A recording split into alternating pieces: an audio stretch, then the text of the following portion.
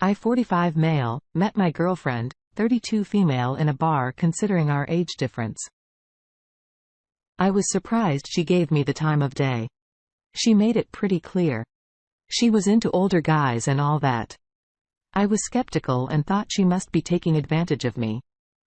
But I had to give her a chance and get to know her. We went on several dates where she offered to pay for me. I never let her, but I was glad she paid for herself. I treated her to a few things after we dated for 5 months. That's when she told me she had a 14-year-old son. I was pretty upset with her for failing to tell me this. He lived with her, but he slept over his friends' houses a lot. That's what she told me. That just sounded weird, like she had to say that. So I'd feel less of a burden. I was already falling hard for her at this point. We've been dating for months and everything seemed even unfair. She had her own place to live and didn't ask me for money. I knew she wasn't seeing anyone else. And I felt like she was serious about our relationship and wanted to find a father figure for Steven. So we dated for 3 more months. Within that time, I met Steven and we did a few things with the 3 of us together. He was distant and didn't care very much. But I understood that. It made me wonder how many men his mother dated since his father was out of the picture. I asked her when I felt like it was an opportune moment, but she was still offended. She said she was only with 2 men after his father left. Somehow I didn't believe her, or at least thought she was downplaying how badly these relationships ended. Had she made it seem like these men were going to be his new father only for it to end suddenly, I was scared. But to be truthful, I was already committed to this relationship, and even the boy, I was getting older and I had no children of my own. I wanted to be a father figure to someone, and here was my opportunity. We dated for just another month before they were being evicted from their apartment. This was scary, but only because I realized how much I cared about them and how willing I was to help them in their time of need. They moved into my house. I cherished this house because I grew up in it and my parents left it to me. It had 3 bedrooms, 2 bathrooms, a long driveway and about 2 acres around it. I was taking a huge chance letting this woman and her boy move in with me. But it was what I wanted. We immediately started family game nights and conversations over home-cooked meals. I was amazed at how well and natural we all came together over 2 years. I was a father figure to Steven. He actually wanted to do things with just me and him. We went fishing, to arcades, to the beach, and other more everyday places like Home Depot. I taught him as much as I could when it came to home repairs and fix-it projects. His mother and I had a great relationship consisting of communication, laughter, and lovemaking. About a year after they moved in, she started going out with friends from work while I watched Steven. I should have checked her phone every once in a while or something. I thought it would be weird to ask, even though I saw some sheepish behavior on her part. Her phone was like her lifeline. She needed it for work. And our relationship was based on trust. I didn't feel like being her parent, checking her phone or asking her questions.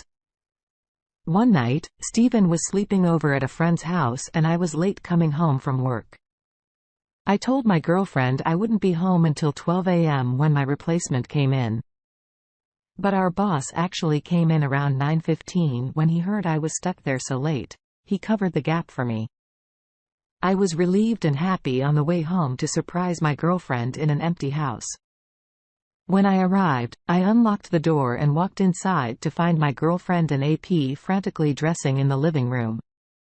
The couch bed was pulled out and they were halfway through watching a movie. My girlfriend just kept cursing and told AP to leave so she could talk to me, hoping that would make me let him go peacefully. I did, because all my anger was towards her. I screamed at her, asking what the hell she was thinking. I asked if they had sex.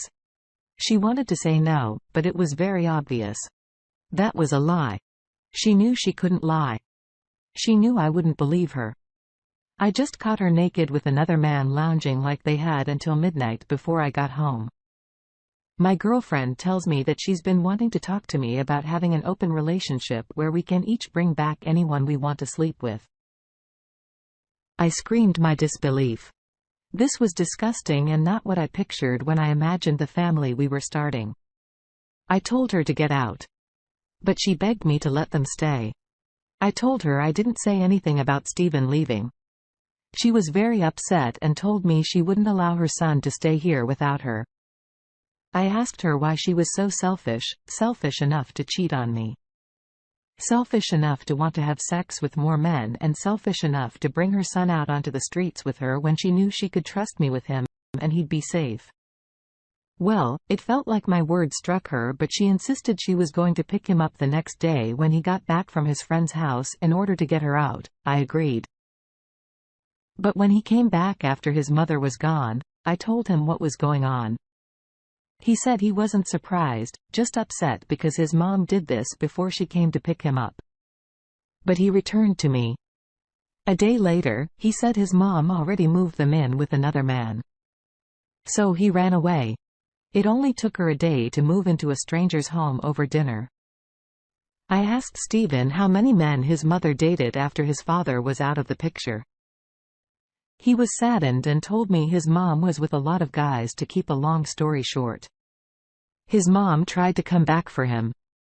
But I went through a legal process to prove she was an unstable and a poor parental figure. Her son was old enough to choose who he wanted to live with, and he chose me. They don't have a relationship to this day, and it's not because I won't allow it. It's because Stephen hasn't felt like returning her calls or Facebook messages, as terrible as this relationship turned out to be with all the emotional pain and needless torment. I'm glad it happened. I'm glad I was strong enough to take a chance and try to become the man they needed in their life. It worked for Stephen, but not his mother. She wasn't ready to meet one man and stick with him. Not even if it meant stability for her son.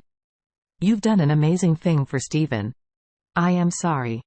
Your ex didn't have the honor or respect she should have had for you and her son. She was very selfish and irresponsible. And I don't think she would have asked you about bringing other people into the bedroom. If you didn't catch her with AP, she proved herself to be a repeat offender. It's a shame she couldn't make the right decision for her son and herself. She should have remained faithful to you, the man that showed them a stable and loving home life. I'm glad you didn't consider allowing her to stay in that house. You knew you had to be there for her son, but she was on her own. Her actions proved that she didn't consider either of you at all. I think you handled this perfectly so that Stephen could return to you and you could follow the proper legal steps to help change his life. Thank you for sharing this story with us. Now, let's get into our next story for today. My wife, 34 female and I 41 male, had an okay marriage, but after 7 years, we were pretty casual with each other. She kept busy on her phone with what I thought was games or Snapchats with friends from work. Besides her phone habits, had a really bad habit of speeding on her commute to work. One night, she came home, shaken and very upset. She said she was pulled over by the sheriff for speeding, that he was really mean to her and violated her rights. One example being that he told her he'd arrest her if she didn't roll down the window all the way. That certainly is a violation of her rights. And you can't really do that. I started to get mad. So I asked for the rest of the story. She just told me she got off with a warning that surprised me a lot. I asked how fast she was going and she didn't remember. She was suddenly much calmer, smiling in the kitchen. I asked if she was okay and she said she was fine. She was just glad she got off with a warning. She was cheeky. I was totally caught off guard by her odd behavior. She was just really upset. And then within a few moments, she was smiling and pleased. I never saw her act this way, but I let it go. It wasn't until over a year later that my wife was out drinking with people from work. She went out alone several times a month. I was at my friend's house when I got a call from my wife's friend named Ray. She said she was in the car with her on the way home. But my wife was pulled over by the sheriff and Ray thought was going to get a DUI. She suggested I come get them in the car. I asked where they were and she started typing but then stopped. 15 minutes passed before she texted, "Never mind. He let her go." I couldn't believe it. She was just let off with a warning for speeding by the same man, and he let her go after he caught her drunk driving. This did not make sense. When my wife got home, she was too drunk and tired to talk to me. When she woke up the next morning, I asked her how she got out of a DUI. She was confused and said she barely remembered what happened. She was just glad she got away with it and promised me she wouldn't act so irresponsibly again. I forgot about it. Until 4 months later. My wife was at work. When Ray texted me again, she said my wife admitted something to her that night while she was drunk. The sheriff was apparently sweet on her because the first time he pulled her over, she flashed for him. I freaked out. I asked her if she was joking or if she thought my wife was joking because I couldn't believe it. She replied saying that my wife seemed completely honest. When she was drunk and pulled over last night, he asked her to get out of the car and they walked all the way behind the cruiser. None of the 3 women in my wife's car could tell what was happening and they were too nervous to get out. My wife returned about 10 minutes later and everything was fine. She made her friends swear they wouldn't tell me or anyone because she liked the sheriff too. I had to sit down. I thought I wasn't going to survive this. All I could wonder was why was I not good enough? I felt horrible, stupid and betrayed. Her friend apologized and said she didn't tell me for so long because she didn't think my wife was still seeing the sheriff until last night. Now she was sure she was seeing him because she snapped her a photo of them cuddling in his bed. My wife told her he was an amazing lover and she couldn't resist sharing her happy secret with her. Obviously, she still didn't want Ray to tell me, but she knew I deserved to know the truth. I asked her to send me the snap she sent and she just so happened to take a screenshot of it. I thanked her and hung up. I drove to my wife's workplace straight past the receptionist right up to her cubicle to yell that she cheated on me with the sheriff. She screamed, "No," and started whispering to try to get me to talk quieter. I backed up yelling, announcing I had proof that she slept with the sheriff. She just stood there turning red. She fidgeted, folded her arms, then grabbed her stuff and left the building. I felt great as I followed her in the gaze of all the people she worked with outside. We had a giant fight where she tried to say I embarrassed her at work. When I didn't have to do that.